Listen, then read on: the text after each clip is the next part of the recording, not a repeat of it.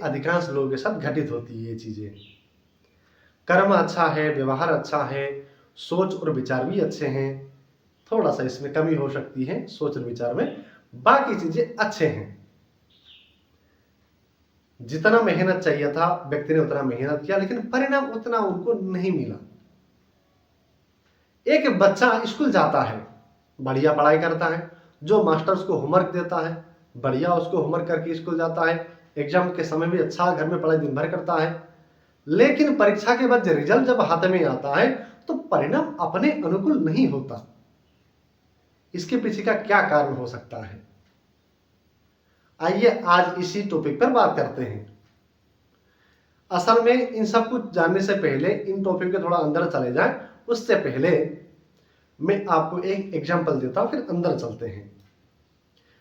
एक व्यक्ति नर्सरी में जाकर के एक किसी भी पेड़ का पौधा ले आता है। हम मान के चलते हैं आम का पेड़ का पौधा ले आया, घर में लाके लगा लिया। पहले बढ़िया उसने सब कुछ करके पेड़ उसने अपने घर में या अपने खेतों में कहीं पर भी लगा लिया। ये घर के आसपास जहां जमीन खाली पड़ी हुई थी वहां पे लगाया। परिणाम स्वरूप धीरे धीरे पेड़ ग्रो होने लगा, तो उसकी आवश्यकता थी वहां पानी आनी चाहिए। तो लड़के ने भी कहीं से सुन रखा था कि पेड़ में पानी देना बहुत अच्छा है, उसको लगा शायद पेड़ में पानी देने की आवश्यकता, तो पानी जाकर के ऊपर डाल, मतलब डाल में या पत्ते में डाल करके रोज आया करता था।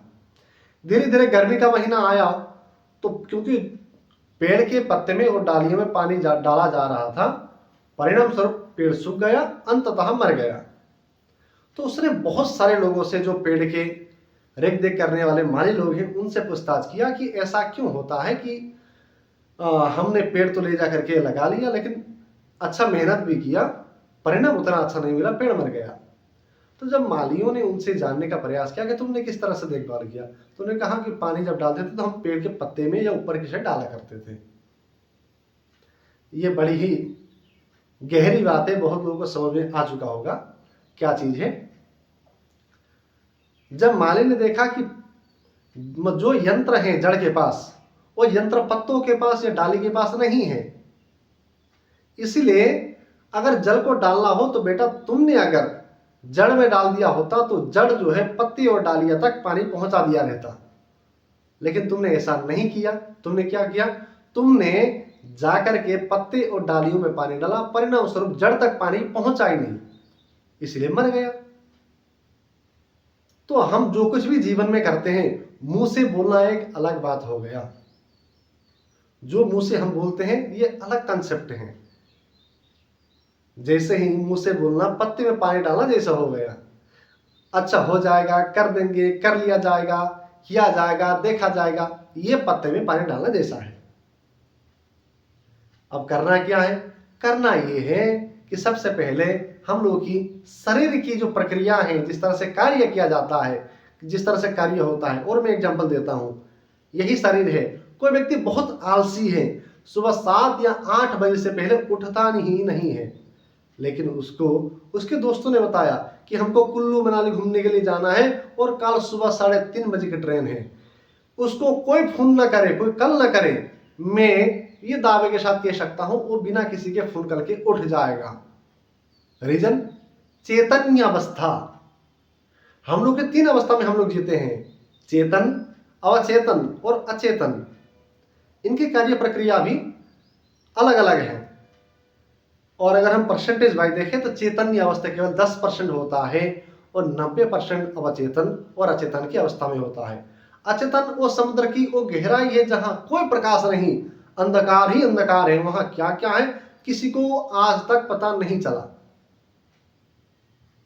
और इन्हीं अंधकारों में जब व्यक्ति जाना शुरू करता है तो वहीं राक्षस निकलते हैं, वहीं पर मारा निकलता है, वहीं पर शैतान निकलना शुरू होता है, क्योंकि आज तक हमने ये जो चीजें हैं ये अनएक्सप्लोर है, आज तक यहां तक कोई गया ही नहीं है, कोई देखा ही नहीं, किसी ने घुमा ही नहीं इन जगहों पर। तो जब भी व्यक्ति इन जगहों पर जाते हैं तो वह भयानक किस्म के इनको राक्षस दिखाई पड़ते हैं। हो सकता है रावण भी वहीं मिल जाए, कंस भी वहीं मिले। रीजन क्या है, इन जगह पर ही उन लोगों का वास होता है, क्योंकि यहाँ किसी का हस्ताक्षर नहीं होता है। इंसान जीता है 10% चेतन्य अवस्था में, वो 10% क्या क्या है, खाना पीना सोना, स्कूल पढ़ना, नौकरी करना, व्यापार करना, बिजनेस करना, तमाम तरह की और भी जो चीजें दिन में एक्टिविटीज करते हैं चैतन्य मन से, वो केवल 10% है। और एक चीज है, जैसे हम लोग जो सर्च करते हैं सर्च इंजन में, या जो कुछ भी हम लोग के पास Facebook, Twitter, Instagram, YouTube, Google, ये सब जो है इंटरनेट के केवल 10% ही चीजें हैं। बाकी के 90% आज तक अधिकांश लोगों ने देखा ही नहीं है, जिसे डार्क वेब के नाम से भी जाना जाता है। ऐसे जो सर्च इंजन ये लगभग 90% है। तो सोचिए, जो अच्छाई है केवल 10% ही होता है। तो चेतना मतलब जो मन की अवस्था में, वो भी 3 अवस्था में हम लोग जो अवस्था में जीते हैं वो केवल 10% होता है। जैसे कोई व्यक्ति क्राइम करता है, कोई गड़बड़ कार्य करता है, जैसे कोई और भी जो दुष्कर्म होते हैं जिन्हें सामाजिक रूप से स्वीकार नहीं किया जा सकता, वो भी व्यक्ति चैतन्य अवस्था में ना करके अवचेतन में करता है। किसी किसी के घर में देखेंगे तो पति पत्नी बढ़िया मिल करके रहते हैं। पत्नी अधिकांश ऐसा होता है कि पति के साथ किसी न किसी बात विवाद लगे रहती है, तो पति जो सोचता है कहाँ इसके साथ भिड़े, लेकिन उसके मन में धीरे धीरे करके घर करने लगता है, कभी तो इसको जवाब देना पड़ेगा। और कहीं दोस्त के माध्यम से यहाँ वहां से मदिरा पान करना सीखता है, और वो मदिरा पान के प्रभाव से चैतन्य मन सो जाता है, अवचेतन मन जागृत होता है, आंखें खुले होते हैं, कान खुले होते हैं, मुंह चालू रहता है, शरीर की एक्टिविटीज हो रही है, लेकिन वो अभी बेहोशी हालत में है, चैतन्य अवस्था में नहीं होता है। इस स्थिति में वो अपनी पत्नी से जाकर के झगड़ सकता है, लड़ सकता है। जितने भी दुनिया में क्राइम होते हैं, मैं दावे के साथ कह सकता हूं, वो सारे के सारे अधिकांश जो गड़बड़ चीजें होते हैं, जो गतिविधियां, नेगेटिव गतिविधियां होती है, वो अवचेतन मन या अचेतन मन की अवस्था में होता है। कई बार आप लोग के साथ भी हुआ होगा, आप लोग सोचते कोई कार्य, किसी के साथ फोन पे बहस करते हैं, किसी के साथ लड़ाई हो जाती है, किसी को 2 गाली दे के आ जाते हैं, फिर जब ये चीजें करके आते तो आपको रियलाइज होता है कि हमने ऐसा नहीं करना चाहिए था।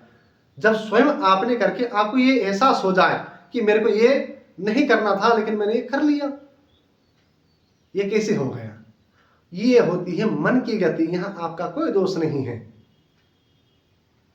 इस बारे में ज्यादा जानकारी चाहिए तो अष्टावक्र गीता को भी आप अध्ययन कर सकते हैं। तो ये जो चीजें हैं, अवचेतन मन और अचेतन मन, ये किस तरह से कार्य करता है। जैसे हम कोई साइकिल सीखते हैं, गाड़ी सीखते हैं, बाइक सीखते हैं, या कोई ऐसे नए चीज हम लोग जब सीखते हैं, तो हम जो है पहले पहले सीखने में चैतन्य मन का ही केवल साथ लेते हैं, इसलिए हमें ज्यादा अच्छे से कंफर्टेबल फील नहीं होता। लेकिन जब सीखते सीखते हम रोज प्रतिदिन सीखते हैं, 1 महीना, 2 महीना, 3 महीना, लगभग ये 90 दिन का टाइम पीरियड में जो है सबकॉन्शियस माइंड में ये चीज चला जाता है, फिर बैठ जाता है। फिर हम गाड़ी हो, चाहे मोटरसाइकिल हो, चाहे साइकिल हो, चाहे कोई भी ऐसे काम जो नहीं हमने इससे पहले नहीं किया था, वो भी हम कंफर्टेबल तरीके से कर सकते हैं, तो इसी माध्यम से कर सकते हैं। तो जो भी व्यक्ति का परिणाम अच्छा नहीं आया है, सबसे पहले अपने अंदर की जितनी भी गंदगी है, अवचेतन में और अचेतन में छिपी ही उस गंदगी को बाहर निकालना ही पहले आपकी प्योरिटी होनी चाहिए। जब आप इसको निकाल के बाहर फेंक दोगे और नए चीजें ला करके जो पत्ते अंदर रखोगे, तो परिणाम स्वरूप जो आप चाहते हो वो धीरे धीरे करके होने लग जाता है ऑटोमेटिक रूप से। इसमें भाग्य, किस्मत, कर्म का कोई दोष नहीं है। अब कई जगह अच्छे लोग कर्म करते हैं लेकिन परिणाम उनको बुरा मिलता है, इसको हम भाग्य का दोष देंगे क्या? तो हर जगह हम भाग्य को और कर्म को दोष नहीं दे सकते हैं। हमारी मनस्थिति क्या है, मैंने कहा ना कि जड़ में पानी डालेंगे तो पेड़ और फूल और फल अपने आप लग जाएंगे, लेकिन हम पत्ते, पेड़ और डालियों में पानी डालेंगे तो जड़ तक जाएगा ही नहीं, तो एक दिन वो खत्म हो जाएगा। इसलिए अधिकांश लोगों का जो सपना टूटता है वो इन्हीं वजह से टूटता है, क्योंकि वो इन चीजों पे कोई कार्य ही नहीं करते हैं, कोई कार्य करना ही नहीं चाहते हैं। कभी अकेले बैठ करके अपने अंदर की चीजों को अनुसंधान करने का भी प्रयास किया गया है, इतना भी करें तो बहुत चीजें क्लियर हो जाएगा। तो इसीलिए जिन बच्चों को अध्ययन में, परीक्षा में, अच्छा एग्जाम में परिणाम नहीं मिल रहा है, उनको चाहिए कि वो थोड़ा सा ध्यान वगैरह करें, समय निकाले दिन में, सुबह आधा घंटा, शाम को आधा घंटा, धीरे धीरे करके 45 मिनट और 1 घंटा कर दे रोज प्रतिदिन। जब इस तरह से कार्य करने लग जाएंगे, मैं दावे के साथ कह सकता हूं आपके परिणाम और आपका रिजल्ट बहुत अच्छा होगा। तो उम्मीद है कि जो चीज मैं आपको समझाना चाह रहा हूं आप समझ गए होंगे। बहुत बहुत धन्यवाद।